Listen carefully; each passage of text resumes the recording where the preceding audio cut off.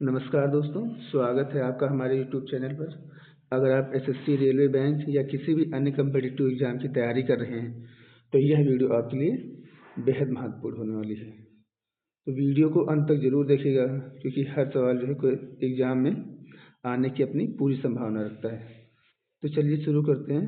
Question number first है, हाल ही में Stockholm जल पुरस्कार 2026 निम्न में से किसे प्रदान किया गया? तो ये प्रदान किया गया है काव्य मदानी जी को। जान लेते हैं स्टॉकहोम जल पुरस्कार होता क्या है।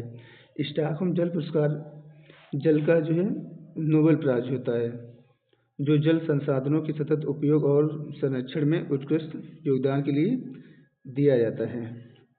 इसकी घोषणा जो है 18 मार्च 2026 को पेरिस में यूनेस्को मुख्यालय में पर जो है की गई है। आगे बढ़ते हैं क्वेश्चन नंबर सेकंड की तरफ। ये आप पिक्चर देख पा रहे होंगे काव्य मदानी जी की। आगे बढ़ते हैं क्वेश्चन नंबर सेकंड है, निम्न में से किसे भारत और इंग्लैंड के बीच निवेश बढ़ाने के लिए हाल ही में मार्गरेट नायडू के पुरस्कार से जो है सम्मानित किया गया है? तो ये सम्मानित किया गया है एन चंद्रशेखरन को। ये पुरस्कार जो है भारत और ब्रिटेन के बीच जो है व्यापार व निवेश को बढ़ाने के लिए हाल ही में ब्रिटिश सरकार द्वारा जो है इनको दिया गया है। रीज़न क्या है ये भी जान लेते हैं।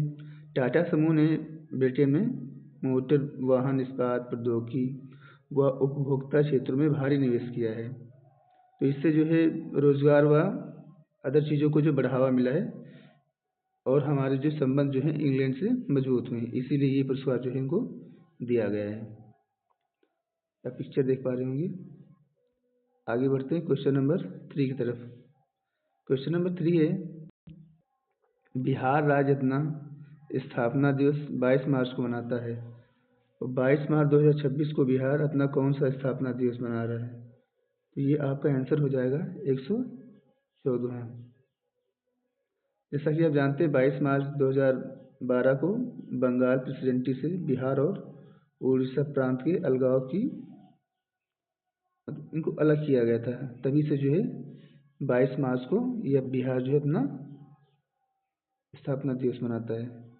आगे बढ़ते हैं क्वेश्चन नंबर 4 की तरफ।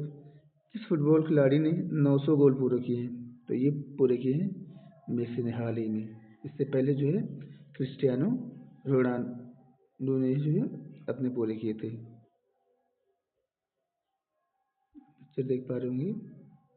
आगे बढ़ते हैं, किस अभिनेत्री को हाल ही में महिला सशक्तिकरण पुरस्कार से सम्मानित किया गया है? तो आपका आंसर हो जाएगा ऋतुपर्णा सेनगुप्ता को जो है ये पुरस्कार प्रदान किया गया है। क्यों दिया गया है ये भी जान लेते हैं। यह पुरस्कार ब्रिटेन के हाउस ऑफ कॉमन्स में कला और संस्कृति के क्षेत्र में दिया जाने वाला पुरस्कार है।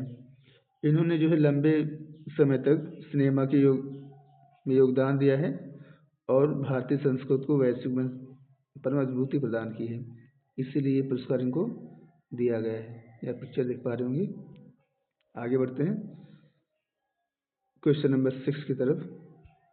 क्वेश्चन नंबर 6 है, हाल ही में विश्व गौरैया दिवस 2026 कब मनाया गया? तो ये बनाया गया है 20 मार्च को।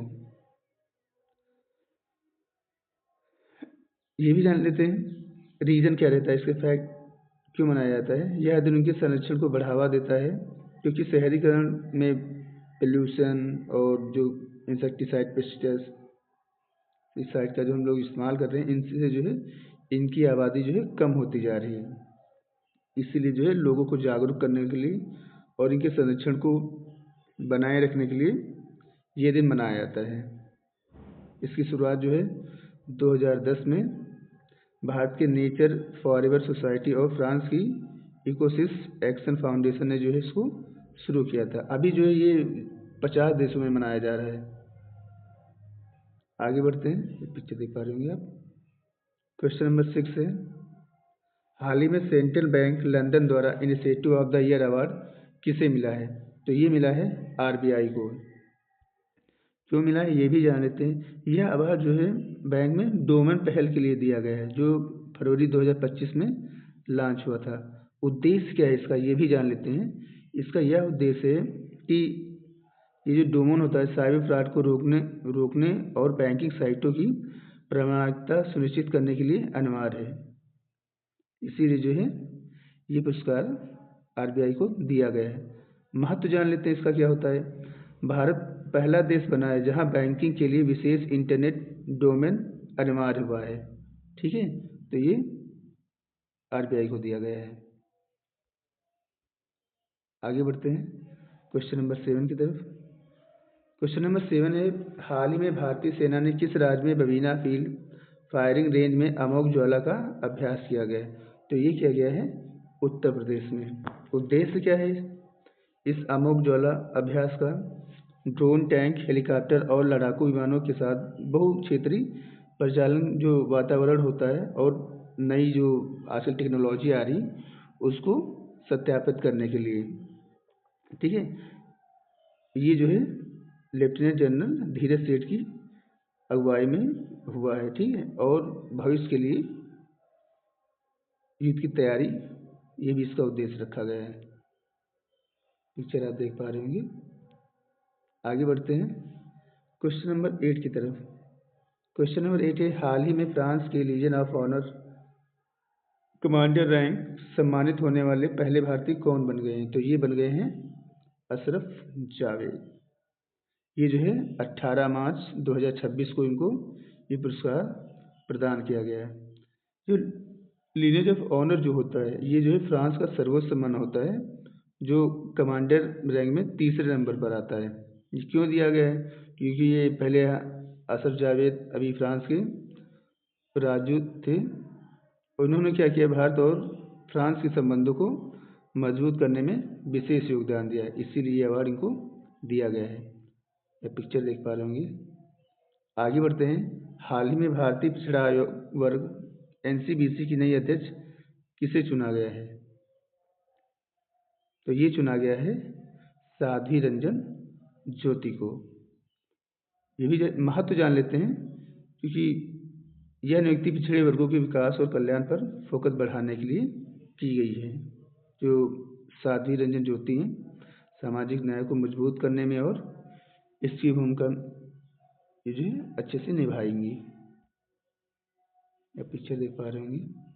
आगे बढ़ते हैं, हाल ही में भारत सरकार ने व्यावसायिक एलपीजी के आवंटन को 20% से बढ़ाकर 30% क्यों कर दिया है। 20% से कितने परसेंट कर दिया है, तो ये कर दिया है 30%। क्यों कर दिया है ये तो आप जानते हैं। अभी मिडिल ईस्ट में क्या हुआ है, युद्ध चल रहा है ईरान, अमेरिका, इसराइल का, जिससे जो है तो बाहर से जो एलपीजी आती है हमारी कंट्री में उसका शॉर्टेज हो गया है। इसीलिए जो है भारत सरकार ने एलपीजी के आवंटन को बढ़ाकर 20% से 30% कर दिया है।